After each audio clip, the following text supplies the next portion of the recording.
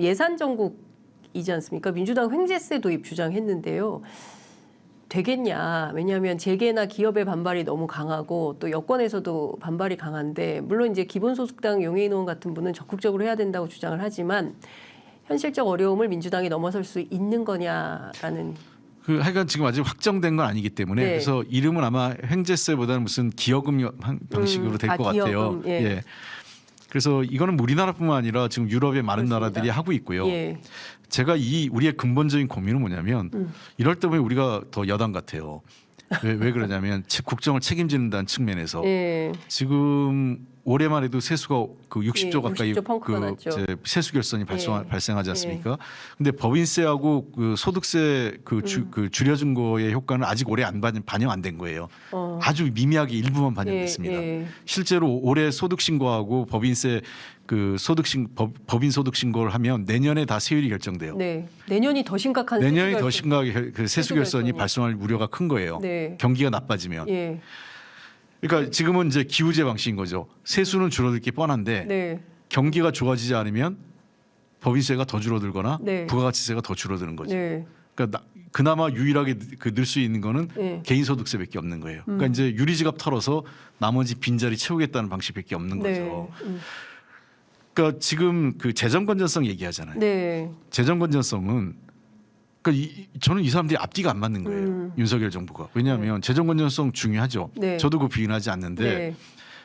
그 문재인 정부 때 재정 건전성이 나빠졌다고 하는데 그거는 코로나라는 특수한 상황을 봐야 돼요. 그렇죠. 예. 코로나 때 우리나라가 저희 도리어 우리 그 민주당의 불만은 윤석열 정부가 문재인 정부가 다른 OECD 국가의 다른 유사한 나라에 비해서 재정을 덜 썼어요. 그렇죠. 예. 예, 그건 다 전문가들이 수치로 네, 판단하잖아요. 맞습니다. 예. 재정을 덜 써서 그 소상공인이나 자영업자 또는 어려움을 겪는 사람에 대해서 충분하게 보상하거나 그 사람들을 버팀목이 못 됐다에 대한 저희 불만이 있습니다. 네.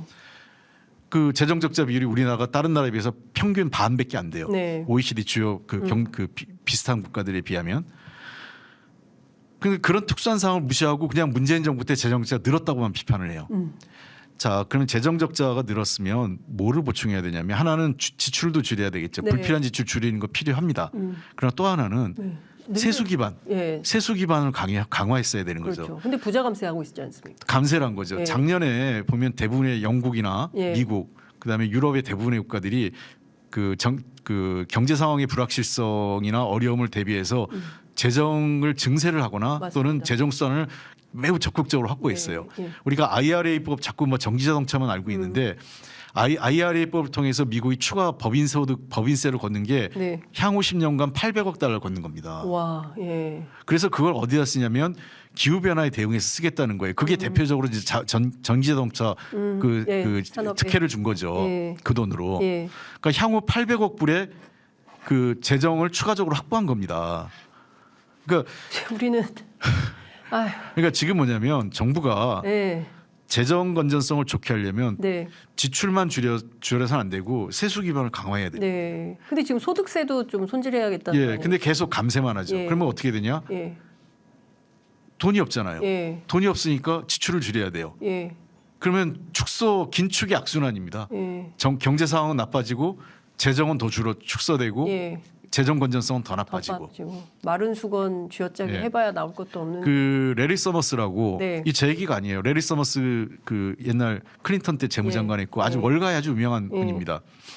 그러니까 색깔 자체로는 굉장히 그 시장 경제 아주 네. 원칙주의자죠. 네. 이분이 10월 말에 인터뷰에서 이런 얘기를 하세요. 클린턴 정부 때 우리가 재정 건전성을 위해서 그 지출 구조 조정뿐 아니라 네. 세수 기반을 강화했다. 그걸 하지 않으면 재정 건전성이 좋아질 수 없다. 일단 돈을 거둘 수 있는 사람, 세금을 낼 수 있는 사람으로부터 네. 세금을 걷는 거를 확실히 해야 된다. 그리고 지출 구조 정제를 같이 가야 된다. 그래야 재정 건전성이 따라간다. 실제 그 미국이 재밌는 거는요. 아버지 부시 때 미국의 쌍둥이 적자가 컸어요. 무역 적자고 재정 적자. 예. 클린턴 정부 때 그거를 상당 부분 완화시킵니다. 예. 그러다가 아들 부시가 또 다 망가뜨려요. 예. 재정 적자 엄청나게 키웁니다. 왠지 우리를 볼 것 같은 예. 느낌이. 그러니까 지금 보면 보수가 경제를 잘한다, 예. 국가 살림살이 잘한다 반대예요. 살림살이 펑크내고 나면 진보 정권이 들어와서 겨우 살려놓으면 예. 또 그 기반 갖고 엉망으로 하다가 나라를 망쳐요. 예. 그러니까 김대중 대통령이 무너진 경제를 겨우 살렸지 않습니까? 그렇죠. 이명박 박근혜 대통령 때 다 그 그렇죠. 시체 말로 말아먹고 예. 문재인 정부 때 뒤치다거리 하다가 예. 코로나 그 저는 아쉬운 게 문재인 정부가 제대로 실력도 발휘 못하고 코로나가 온 거예요.